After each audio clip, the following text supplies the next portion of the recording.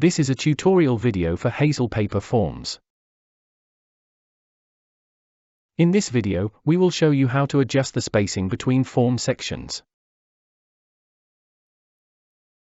Each form section has its own form settings button. To adjust section spacing, click on the section's form settings button to open section properties. Change the values for the top and bottom padding.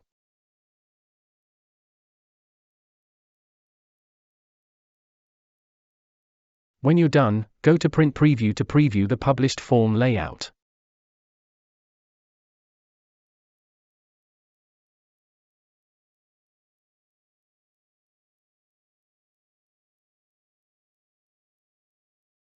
While we are at it, let's also customize the text formatting for this form title.